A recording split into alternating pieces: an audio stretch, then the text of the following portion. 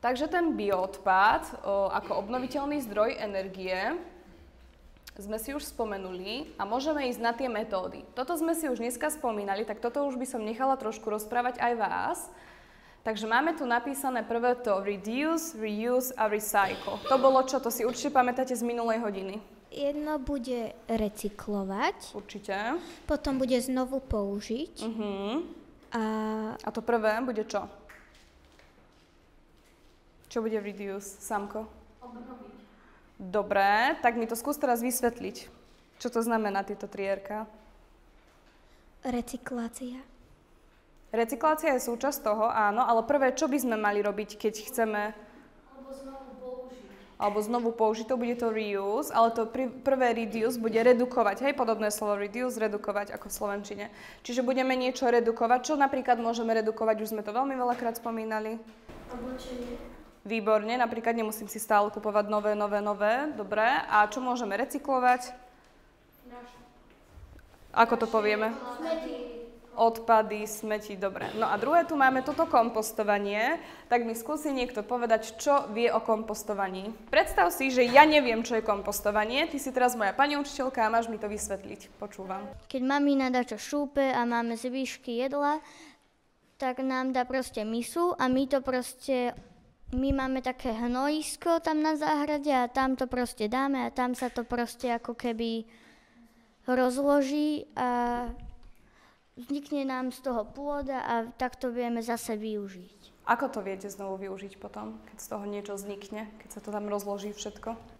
Máme nejaké semienka, nejaké plody, tak to vieme zasadiť a použiť z toho kompostu znovu tú zeminu, tú pôdu. Dobre, super. K tomu kompostovaniu, čo podľa vás potrebuje kompost na to, aby fungoval? Vodu? Vzduch. To sú 2 dôležité zložky, ktoré kompost potrebuje na to, aby sa tam dialo to, čo sa má. Čo pomáha tomu kompostu rozkladať tie odpadky? Samko, hedí?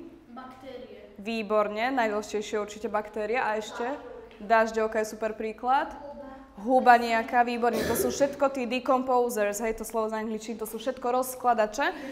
Za koľko podľa vás v takom komposte sa rozloží odpad?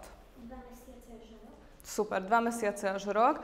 Dobre, rozmýšľam, či ešte niečo sme nepovedali, ale vysvetlíme si ešte viacej. Ešte tie dažďovky, keď sme sa o nich bavili, pamätáte si, som vám hovorila, že sú také, my tu máme teraz trošku iný komposter, ale existujú aj tie vermikomposty s tými dažďovkami. Tam sa čo deje podľa vás?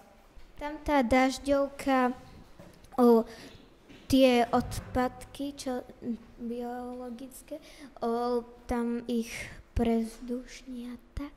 Dobre, prezdušní tú pôdu tam. A my sa o tie dažďovky musíme starať. Presne tak, nemôžeme iba tak nechať tie dažďovky tam samočička, ale s tým je tiež veľa práce.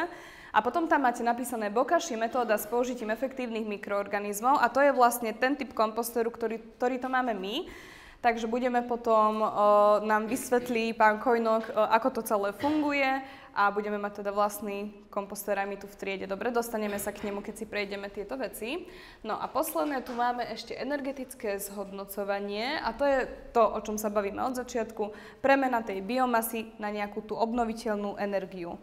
No a tuto je taký strašidelný názov, že anaerobná fermentácia, tak k nej si potom tiež niečo poviem, aby ste vedeli, že čo to vlastne znamená. Ešte tu máme spaľovanie. Čo si myslíte o spaľovaní? Je to dobré, zlé? Čo vás napadne, keď sa povie spaľovanie? Matej? Uvoľňuje to oxid uhličitý do vzduchu. To je dobré pre nás? Nie. Prečo? Lebo kvôli tomu sa otepľuje planéta. Výborne. Čiže pre nás je výhodné spaľovanie? Nie. Nie je pre nás výhodné spaľovanie. Pozrieme, čo tu máme. Čiže spaľovaním môžeme znížiť jeho objem a vytvárať elektrinu alebo teplo. To je síce pravda, ale je tu presne to riziko, že znečisťujeme ovzdušie, produkujeme emisie skleníkových plynov a zase sme pri tom, čo sme sa bavili už na začiatku. Dobre, rozumieme tomu? No, tuto máme tú anaerobnú fermentáciu. Tak sa nám to pokúsim vysvetliť, aby sme tomu rozumeli. Predstavte si takú veľkú stanicu, hej, bioplynovú stanicu. na bioplyn, ktorý môžeme použiť ako obnoviteľný zdroj energie, hej, na výrobu napríklad elektriny alebo na výrobu tepla, alebo aj ako biopalivo pre nejaké auto, hej. Bioplyn, ktorý je zložený z metánu, to som vám tiež hovorila, pamätáte si ten metán, rovnako je to, čo sa uvoľňuje do ovzdušia, tak ako oxid uhličitý, metán tiež nie je, Boh vie, čo teda pre naše ovzdušie. Vzniká premenou toho bioodpadu a pomáhajú tomu tie mikroorganizmy. Je tam taká nádrž, kde sa ale nemôže dostať kyslík, hej? Čiže to je bez prítomnosti vzduchu a ten odpad, ktorý sa už vôbec nedá premeniť, tak sa využije ako biohnojivo, ktoré je bohaté na živiny. Ono to takto možno znie náročne, ale mám na to potom aj super video, tak ja vám ho aj pustím, kde to bude veľmi pekne vysvetlené. Takže ak tomu niekto ešte nerozumie, tak určite si to ukážem aj na príkladoch, že ako to vyzerá a ako to funguje a ako sa vlastne tento obnoviteľný zdroj energie používa na výrobu napríklad elektriny. A nevýhoda tohto jediného bude finančná náročnosť a je to teda zložitá technológia, lebo predstavte si, že to musí byť taká obrovská nejaká bioplynová stanica. Hej, čiže je to zložitejšia technológia. Ešte si o tom povieme v tom videu. Asi sa to ťažko takto chápe iba z textu však. Vysvetlíme si to ešte potom na videu, dobré, aby som vedela. No a ku kompostovaniu sme už dnes povedali, ale tak ešte si to tak zhrnieme, že teda kompostovanie, produkuje sa tam materiál, ktorý sa volá kompost, to už vy viete, ktorý je bohatý na živiny. A ešte sme ale nepovedali, že čo môže všetko vzniknúť pri tom komposte. A my keď sa teda staráme tu o tú kapustu a ten hrách, tak buď to polievame čistou vodou, alebo s čím? Digestát. Máme zriedený digestát 1:10. A čo je ten digestát? Z čoho to je produkt? Samko? Z toho áno. Ten digestát, ktorý máme tam v tej fľaštičke, nám bude vznikať presne z tohto kompostéra, ktorý tu máme. Taký istý digestát si budeme môcť my urobiť. Čiže to je taká šťava, ktorá je z toho kompostéru spravená. Už sme povedali, že je dôležité, aby bol vzduch na komposte, aby sa tam všetko rozkladalo tak, ako sa má. Ale samozrejme, aj kompost bude mať nejakú nevýhodu. Bez toho, aby som vám ja povedala, alebo aby ste sa pozreli, čo bude podľa vás nevýhoda kompostu.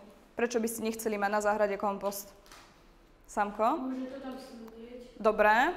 Ninka, to si chcela povedať? Dobré. Aj ty si chcel to isté povedať? Ešte nejaká nevýhoda vás napadá?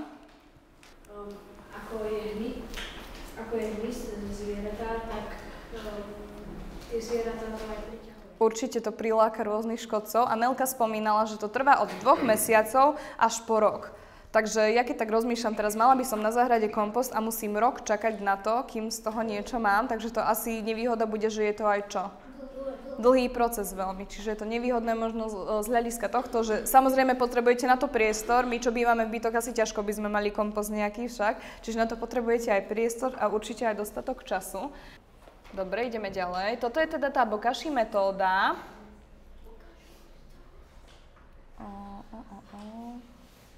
Tu máte ten kompostér.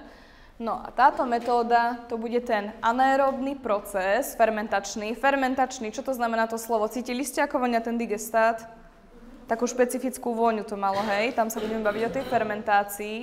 Čiže sa premieňa sa bioodpad. Môžeme tam dať citrusové ovocie. Vidíte, že mliečne a mäsové zvyšky dokonca, mäsové, hej? Čiže keď niekto nedoje rožok so šunkou, tak ľudne to tam môžeme dať celé, pretože nemusíme, hej, rozloží sa tam aj mäso, mliečne výrobky a za pomoci ten bokashi komposter, tam budú tie mikroorganizmy, o ktorých sme sa už dneska bavili, hej, že aj v tom, keď máme kompost, tak tam pomáha nejaká baktéria, nejaký mikroorganizmus, aby sa to rozkladalo.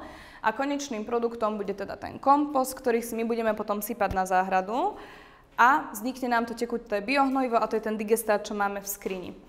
Nevýhoda tohto jediná je, že budeme musieť vlastne my pridávať stále tú zmes do toho kompostera, čo ale nie je veľa práce, keďže je nás tu na to dosť, takže sa tomu budeme mať čas venovať, takže v podstate toto ani neberieme asi ako nevýhodu. Dobre, takže milé deti, dneska si ukážeme, že čo je to bokashi kompostovanie. Pred chvíľkou ste hovorili o kompostovaní. Hej, čiže ako ste sami vraveli, ten proces je taký, že máme nejaký biologický odpad a potrebujeme k tomu kyslík a vodu. Hej, čiže tam začnú pracovať tie procesy a získame z toho kompost.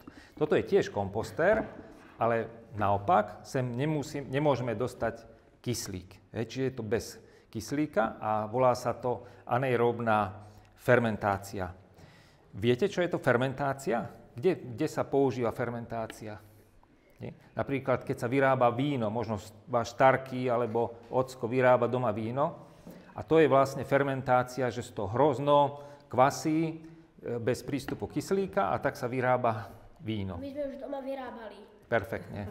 Aj si okúsil? Nie. To je dobre. No teda predtým ešte, keď bolo také sladké. Jasné, ten muštík, samozrejme. Takže toto je kompostér, volá sa to bokashi.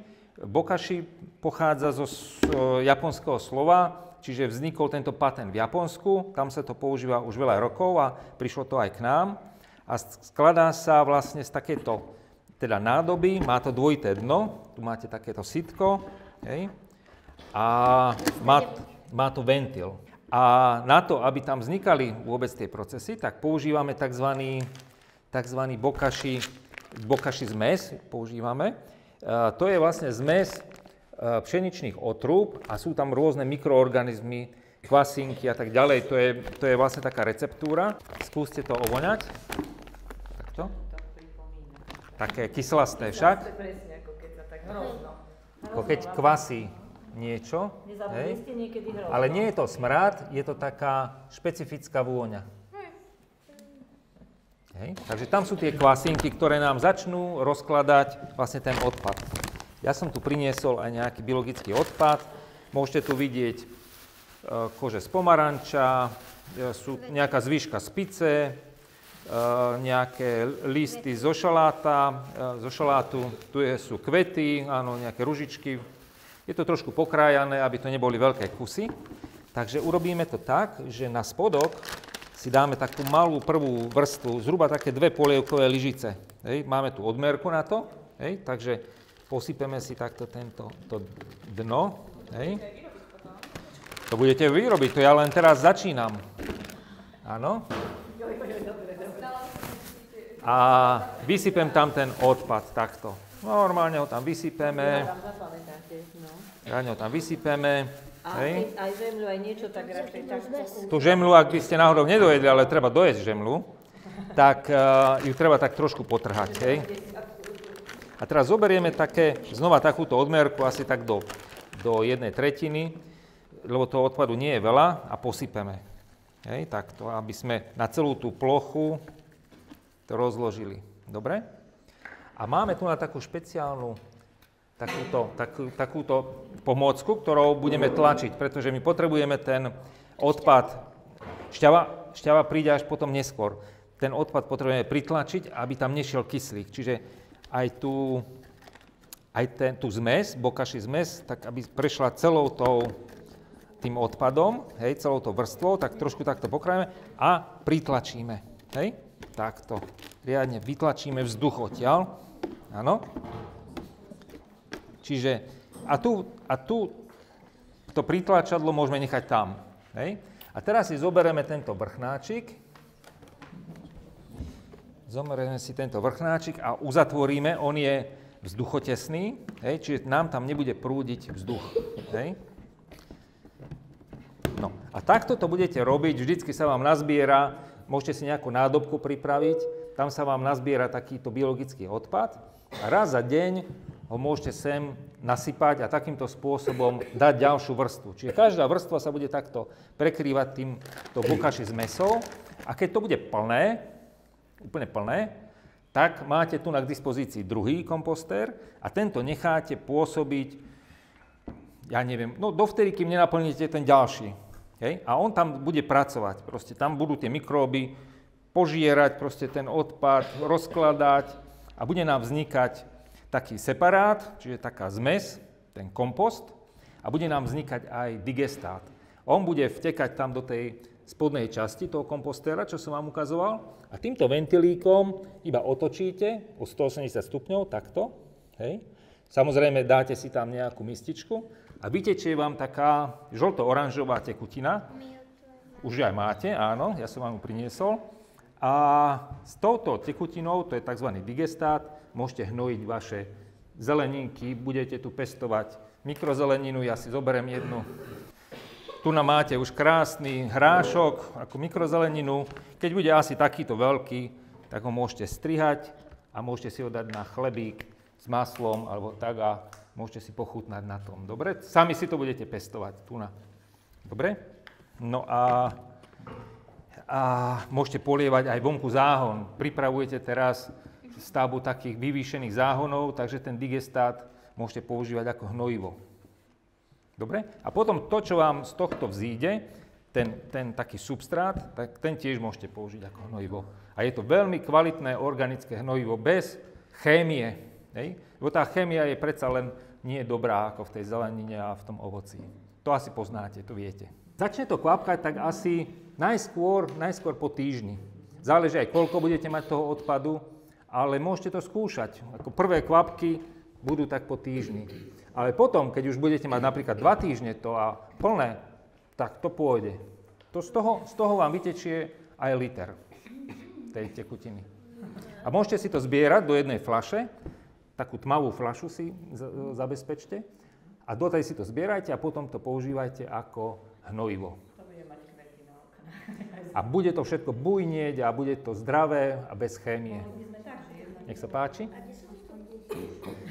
Dá sa to kúpiť normálne na internete.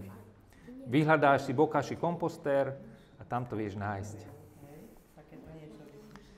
Takže ďakujem vám za pozornosť a teším sa, prídem znova sa pozrieť, že ako vám to funguje a keby ste mali nejaké otázky, tak cez pani učiteľku sa pýtajte a odpovieme vám.